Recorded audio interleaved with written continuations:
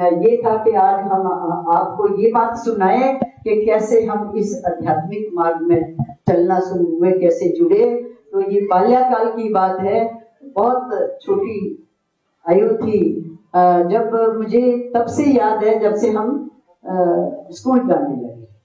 तो जब स्कूल जाती थी तो बच्चे खेलते थे, उससे पहले तो ज्यादा याद नहीं है। हाँ, मुझे एक बार याद है कि मेरे पिताजी ने एक नेताओं की तस्वीर लगा रखी थी, उसमें छोटे छोटे छोटे सब नेताओं की चित्र थे। तो हम उसको देख रहे थे, नाम पढ़ने थे मुझे, वो नाम क्या क्या है। तो अब छोटा बच्चा क्या, वो एक एक अक्षर मिला के पढ़ रहे। तो हमें दूर से थोड़ी दिक्कत हो रही थी, हमने वो तस्वीर उतारी तो तस्वीर टूट गई। और कभी हमारे पिता ने हमें कुछ नहीं कहा, सब बहन भाइयों को तो डांट पड़ती थी। कोई है परिवार का यहाँ सदस्य, अनुपमा, ये सारे ये जितने भक्त है, इनको जो पुराने भक्त बैठे हैं, इन्होंने सब कहानियां ये सुनी हुई है? तो हमें डांट नहीं पड़ती थी। वो पहले दिन पहली बार था, वो 3-4 वर्ष की आयु होगी, ठीक से मुझे याद नहीं है कितने वर्ष के दिन उस पर। और वो जब टूट गई और मेरे पिता ने एक थप्पड़ लगा दिया। हर नेताओं के पीछे, कई नेता लोग भी बैठे हैं यहाँ पे, नेताओं के पीछे क्रोध आया और हमें मार दिया। हम तो, मैं तो बेटी हूँ, टूट गई फोटो तो टूट गई, क्या हो गया, नेताओं की फोटो टूटी, इसके पीछे क्यों मारा। उस वक्त उतनी समझ थी। तो हम घर छोड़कर नानी के पास चले गए कि पिता प्रेम नहीं करते, नेताओं से प्रेम करते हैं, हमसे प्रेम नहीं है। तो ऐसे ऐसे बहुत लोग हैं यहाँ जो नेताओं से प्रेम करते हैं, अपने आराध्य से प्रेम नहीं है। और बहुत ऐसे भी हैं जो नेताओं से भी भाई अपने ठीक है लगे हुए समाज सेवा में। हमारी वर्षा जी यहाँ बैठे हैं और ये बहुत सारी मातृशक्ति ऐसे है पीछे, जितनी हमारी सेवादार हैं ये सब सरकार की कार्यकर्ता भी है और नाथ की शरण में भी जुड़ी है, या हम सबकी सेवा में भी वक्त तत्पर रहती हैं। तो ऐसे जो शुरुआत हमारी हुई जीवन की, और धीरे धीरे धीरे धीरे मोह कम होता चला गया और ईश्वर की ओर लगन लगती गई।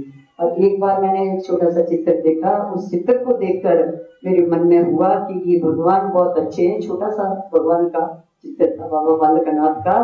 तो उस चित्र को पाने के लिए मैं बड़ी तड़पती रही कि ये बाबा जी की तस्वीर मुझे मिल जाए, ये जो भगवान छोटे वाले भगवान है इनकी तस्वीर मेरे को मिल जाए। वो तस्वीर तो नहीं मिली, लेकिन वो तड़प बढ़ती गई बढ़ती गई बढ़ती गई। और पिता की तरफ से ये हो गया कि ये हमें प्यार कम करते हैं। माता पिता कोई प्यार कम करते हैं अपने बच्चों के लिए, मारते भी हैं तो वो तो सतमार्ग में चलो, ये कई तरह की प्रयास करते हैं, वो तो पूरा जीवन लगा देते हैं। लेकिन उस वक्त उतनी ही समझ थी, वो कह दिया।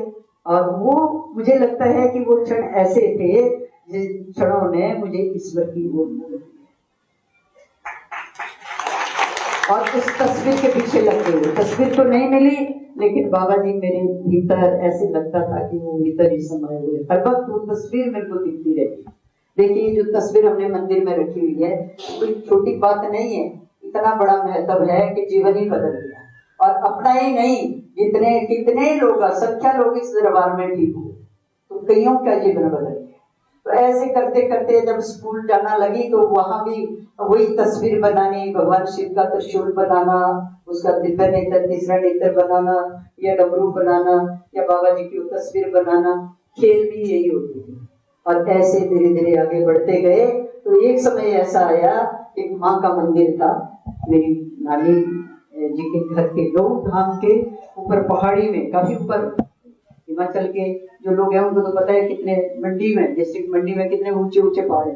तो ऐसे पहाड़ी में एक मंदिर था माता का।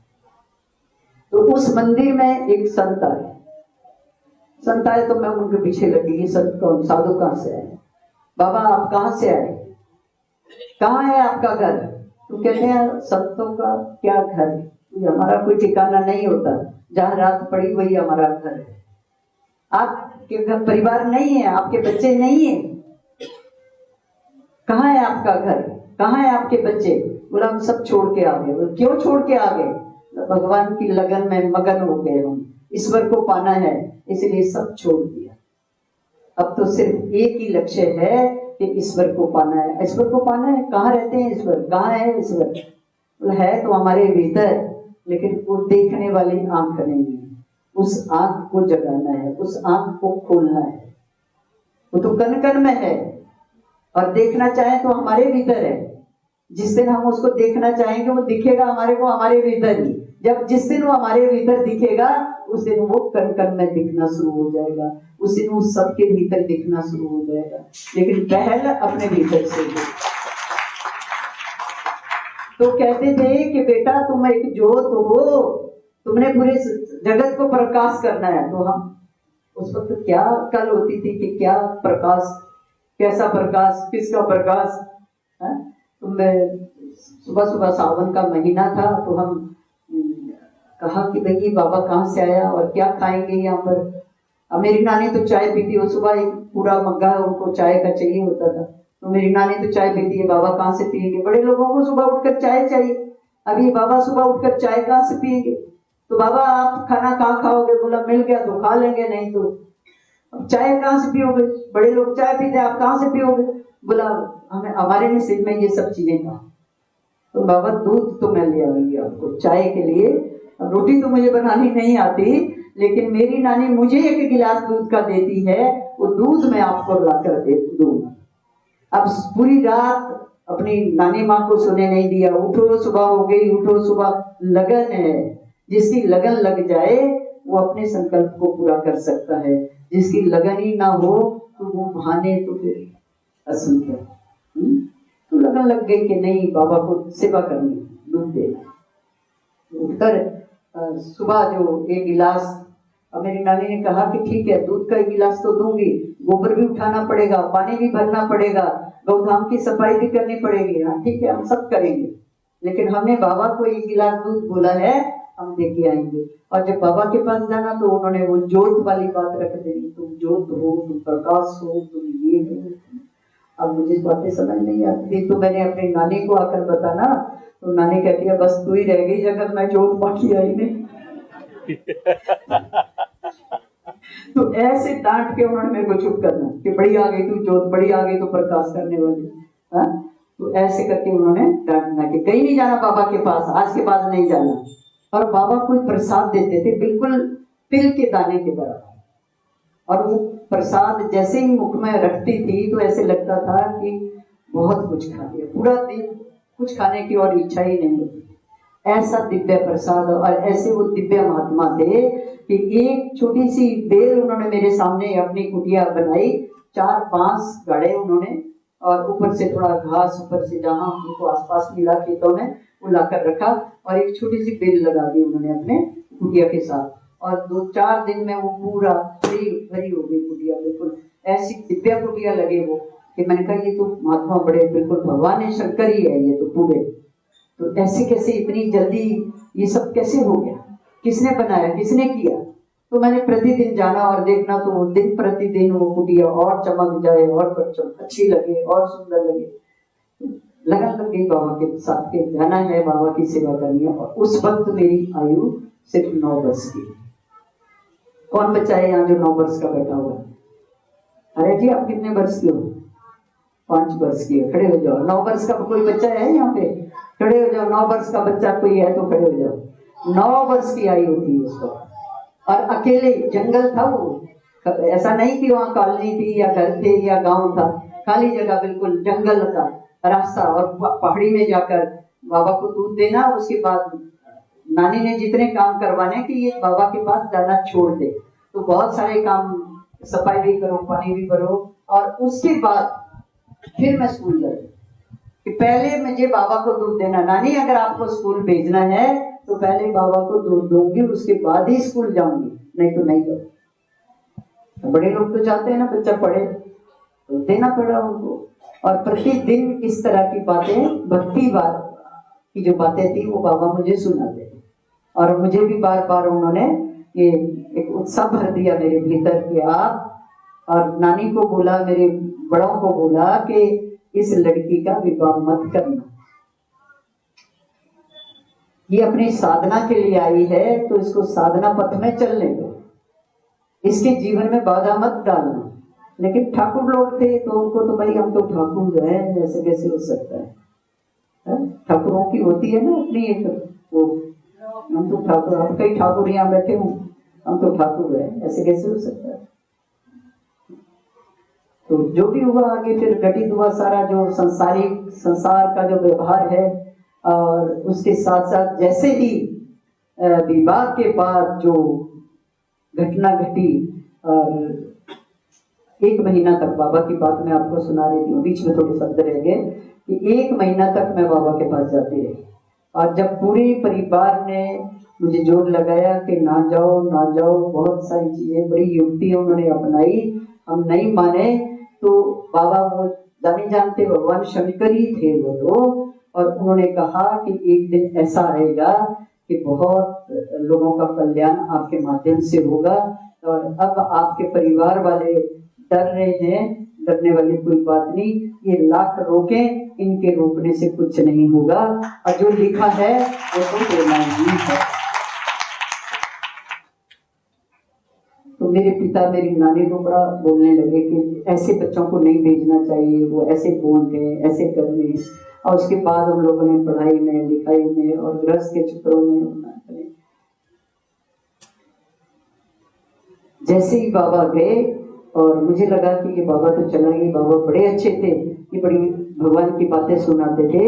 एक दिन मैंने उनसे पूछा कि बाबा ये बताओ कि भगवान कब तक मिलेंगे आपको? बोला अगर लगन लग गई तो एक क्षण में प्रकट हो जाएंगे। जिस दिन पूरी तरह से मैं उनके साथ जुड़ गया, मेरा मन पूरी तरह से जुड़ गया, तो एक क्षण में वो प्रकट हो जाएंगे, साक्षात्कार हो जाएगा। और मन नहीं जुड़ा तो एक पिपल का वृक्ष था सामने, तो ये पिपल का जो वृक्ष है, इसमें जितने पत्ते हैं, बहुत विशाल वृक्ष था, जितने इसमें पत्ते हैं इतने जन्म ले तब भी भगवान का साक्षात्कार नहीं। तो हम ये सब दिव्यस्थली में बैठे हैं, हम इसलिए बैठे हैं कि हमारा मन ईश्वर के साथ जुड़ जाए और आत्म साथ हो जाए और जन्म सार्थक हो जाए। तो ऐसे फिर बाबा जब चला गए, उसके बाद नाग देवता आना शुरू हो गए। अब कई लोग पूछते हैं कब के सन्यासी हो? मैंने कहा हम तो बाल्यकाल के सन्यासी, हमारे साथ तो ऐसे ऐसे घटना लगी। भगवान शंकर ने स्वयं आके सन्यास दे दिया कि तुम गृहस्थ में नहीं जाओगी, तुमने जगत का कल्याण करना है। तो उसी वक्त से वो सन्यास धारण कर लिया। उसके बाद जुड़ गए तो जुड़ गए, तो जुड़ने सन्यासी का क्या काम है? भजन करना, कीर्तन करना, उसका गुणगान करना, वही चलता रहता था हर वक्त। उसका नाम, उसी का सुमिरन, उसी का ध्यान, वही खेल, वही खाने में, सोने में, बैठने में, उठने में, हर पल, हर क्षण, हर श्वास में उसका नाम चल रहा है। ऐसे करते करते और एक दिन कुछ ऐसी घटना घटी तो नाग देवता के रूप में आ गए। और हम घर में, गांव में बॉडी होती है ना, जानते हैं सब लोग, तो ऐसे पानी का स्थान था, वहां जाकर हम कपड़े धो रहे थे, तो नाग देवता पीछे से आकर और ऊपर, हमें पता नहीं, हम तो अपना काम कर रहे हैं। और गांव के लोग जब आए पानी भरने के लिए तो देखा, हाँ, तो वो चिल्लाए, जरूर देखा। और उसके बाद पूरा गांव इकट्ठा हो गया। और ऐसे होते होते फिर कई बार ये घटना हमारे जीवन में घटित हुई। और सबसे बड़ा हमें अचंभा हुआ कि जब हिमाचल में मंदिर बन रहा था, एक मंदिर हिमाचल में भी है, वहां जब हम बाबा जी का मंदिर बना रहे थे, तो वहां मंदिर का जितना काम शुरू हुआ तो सारा मटेरियल हमने वहां मंदिर के पीछे, जहाँ मंदिर बना उसके पीछे एक खेत था, उस खेत में सारा मटेरियल रखवा दिया। अब वो खेत बिल्कुल सड़क के साथ लगता, गांव की बात थी। अब मुझे सत्संग में यहाँ आना था, तो मैंने कहा ये सब कुछ छोड़ के कैसे जाएं? अब मंदिर बनने में तो समय लगेगा, उतने दिन तक तो हम दरबार नहीं छोड़ सकते, दरबार यहाँ लगता था, उस वक्त दरबार पुष्प विहार में लगता था। तो हमने कहा क्या करें क्या करें? तो इतने में मिर्ग नहीं होता वन में, आप क्या कहते हैं उसको, बाघ, तो जंगल से भागता हुआ आया, वो सीधा मेरे पास। अब डरेगा, वो स्वरूप ही ऐसा है कि डर लगता है। नाग देवता भी आते थे तो डर लगता था, अभी तो स्वरूप ही ऐसे हैं, तो डर लगा। तो मैंने कहा भाई ये तो, अब जितने लोग मेरे साथ खड़े थे, मैं दिल्ली आ रही थी वापिस, तो सब लोग खड़े थे सड़क में, तो सब डरे। और उसने दूसरी छलांग लगाई मंदिर पे जाकर बैठ गया, जहां मंदिर बन रहा था। मंदिर अभी बना नहीं है, अभी काम शुरू हुआ, वो बेस बन रहा था उसका, तो वहीं जाकर बैठ गए। अब सब लोग डरे गांव के कि ये तो चली गई और ये क्या चीज आ गई, बीच में बैठ गए। हम लोग बाहर कैसे निकले, हम क्या करें। अब वो बाहर निकले धीरे धीरे तो कुछ बोले ही ना, और एक छोटा सा डॉगी पाला हुआ था कुत्ता, वो जाकर उसके पास बैठ गए। फिर थोड़ा सा परिवार बोली कि उसको भी कुछ नहीं बोल रहा, तो इसका मतलब ही किसी को कुछ नहीं बोले। तो धीरे धीरे सब लोग निकलना, वो आए और अपने टाइम से आकर बैठ जाए और फिर उठ के चला जाए। अब पूरे गांव में वो बात फैल गई कि यहाँ मंदिर का जहाँ मटेरियल रखा है, या मंदिर बन रहा है, यहाँ बाघ आकर बैठ रहा है। तो डर के मारे किसी ने उस मटेरियल को हाथ नहीं लगाया। वहां से बिल्कुल कोई मटेरियल वहां से नहीं, तो सड़क के किनारे लोग ले जाते उठा के, कुछ वहां से इधर से उधर नहीं हुआ। और ऐसे करते करते पूरा मंदिर बना। और आज भी वो कभी कभी मंगलवार वाले दिन कभी कभी आता है, और ध्वजा वहाँ बाबा जी के मंदिर के आगे ध्वजा लगी हुई है, ध्वजा की परिक्रमा करता है। और कई सौभाग्यशाली दर्शन भी करते हैं। और ऐसे ही वहाँ नाग देवता भी आते हैं और मंदिर की परिक्रमा करते हैं, जो ध्वजा लगी हुई है उसकी परिक्रमा करते हैं। तो ऐसे यहाँ जो शक्ति है, जो बाबा बालकनाथ है, ये बड़ी अपार शक्ति है। और जीवनी की जो बात है, तो जीवन में बहुत कुछ घटित हुआ और बहुत लोगों के अनुभव हमारे पास है, और हमारे पूरे जीवन के अनुभव है, जो एक दिन में आपको नहीं सुनाए जा सकते। लेकिन जो विशेष बातें थी वो हमने आपको कही कि लगन लग जाए तो साक्षात्कार भी हो जाता है। और आगे चलकर उसने जब उठाना था तो 22 वर्ष की आयु में उन्होंने प्रकट हो गए और कह दिया कि तुम्हें सत्संग करना है, आम जनता की सेवा करनी। अब परिवार वाले जो ऑब्जेक्शन करने लगे, जो कहे कि नहीं नहीं ये नहीं हो सकता, आप सत्संग में नहीं जा सकती, आप सत्संग नहीं कर सकती, ये जिम्मेदारी है, वो जिम्मेदारी है, मेरा भाई की तरफ सब लगे रोकने। तो हमने कहा तो हम तो कहीं नहीं जाते, जब उसने जो करना होगा तो अपने आप करेगा, वही करेगा, हमारे हाथ में है। तो पूरा परिवार, कोई किसी के साथ कुछ घटित हुए, किसी के साथ कुछ घटित हुए, तो कभी नाग निकल आए, तो कभी कुछ हो जाए, कभी कुछ हो जाए, बहुत सारी घटनाएं। छोटे छोटे बच्चे, वो उनको पौन चढ़ने लगी, वाइब्रेशन होने लगी। छोटे छोटे बच्चे गोद में पकड़े हुए, 3 महीने 4 महीने 6 महीने के बच्चों, वो उछलने लगे गोद में, ये क्या हो रहा है, ये क्या हो रहा है।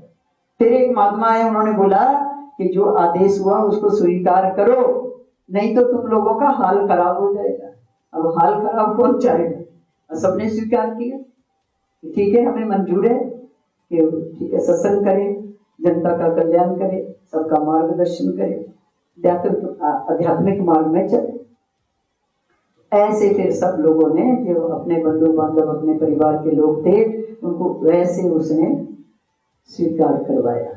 हमारे हाथ में था किसी को मनाना, हमारे बस की बात थी, तो उसका शुक्र करते हैं जिसने ये ड्यूटी हमें दी, ये सेवा हमें दी, और हम ऐसे इस सेवा में जुड़ गए। और उसके बाद 22 वर्षों से लेकर आज तक आप सबकी सेवा में, और सभी जितने यहाँ इस दरबार में, इस दिव्य स्थली में जो कहीं ठीक नहीं हुआ, वो इस दरबार में ठीक हुआ। और ऐसे सब लोग नाथ के गुण गाते हैं। और बहुत सारे लोगों की ये अनुभूति है कि ऐसी शक्ति है कि जब मन इसके साथ जुड़ जाता है तो ये साथ ही चल पड़ता है और जीवन सार्थक हो जाता है। जो करा पुणा हरिदास